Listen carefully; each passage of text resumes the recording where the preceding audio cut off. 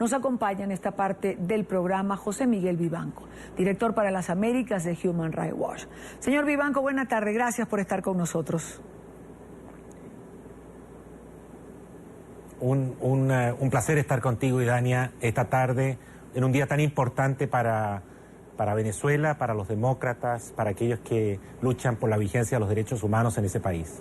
Yo comenzaría preguntándole, señor Vivanco, oyendo a Lilian Tintori, cuando dice, los gobiernos del mundo reconocen que en Venezuela no hay una dictadura. ¿Ciertamente lo reconocen? ¿Reconocen que no hay una democracia? Y si lo reconocen, ¿por qué no asumen las posiciones que se le han pedido desde la oposición a distintos gobiernos del mundo?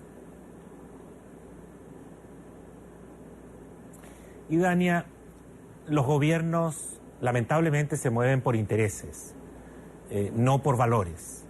Es excepcional el caso de aquellos gobiernos democráticos que privilegian los valores, los principios en sus relaciones bilaterales o multilaterales.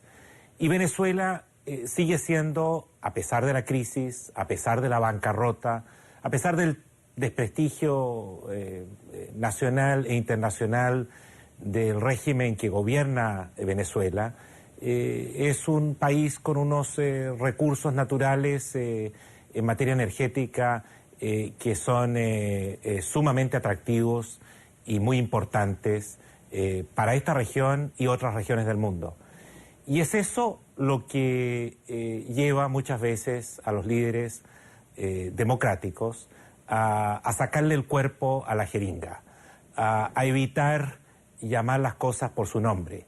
Por eso es que tú ves frecuentemente que se tratan de expresidentes los que se pronuncian, pero los actuales gobernantes prefieren hacer la vista gorda hasta que ya no sea posible, hasta que se enfrente a un camino, yo diría, prácticamente sin salida. En esas circunstancias es posible que tomen posiciones cercanas a los principios y a los valores. La buena noticia es que la OEA está dirigida hoy día por un secretario general que cree en esos principios, en esos valores, Luis Almagro, y que se las ha jugado por completo por la vigencia y por la preservación y la protección de los derechos fundamentales, las libertades públicas y de los valores democráticos en el caso de Venezuela y en otras regiones y en otros países de esta región también. Y eso permite seguir exigiendo, seguir presionando a los líderes democráticos de América Latina para que apliquen los instrumentos en vigencia, la Carta Democrática, y le exijan al gobierno de Maduro y del señor Tarek El Aissami respeto por estas garantías básicas que no solo incluye la libertad de expresión, sino la liberación también de los prisioneros políticos de Venezuela. Claro, señor Vivanco, ¿cómo se le puede exigir, por ejemplo, a un vicepresidente que tenga respeto por estas cosas que usted acaba de señalar, cuando acaba de ser sancionado en los Estados Unidos por el Departamento del Tesoro, cuando abiertamente se le está vinculando al narcotráfico internacional?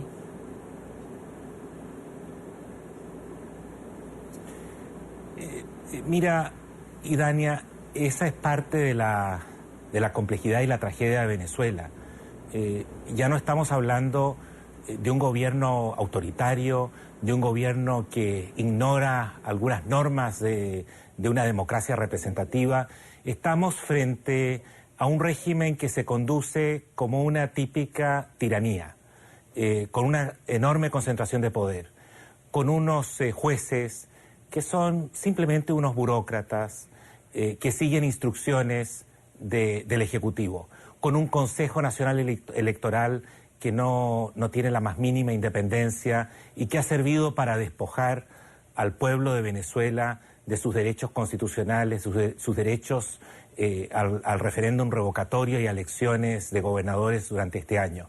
En esas circunstancias, el gobierno se permite perseguir a los medios locales, los periódicos como El Nacional, La Patilla, Tal Cual, NTN 24, ayer CNN en español, hace algunos años ya RCTV Televisión, y para ello cuenta con todos los recursos, todos los instrumentos que le permiten reprimir, y con un SEBIN, un servicio de inteligencia, que utiliza la tortura, la persecución, el encarcelamiento sobre la base de denuncias de informantes anónimos que fabrican evidencias para, por ejemplo, mantener en prisión a un ciudadano chileno-venezolano, un periodista, Braulio Jatar, por haber cometido el delito de transmitir unas imágenes donde Maduro era confrontado en una manifestación espontánea en Isla Margarita con personas que protestaban por su presencia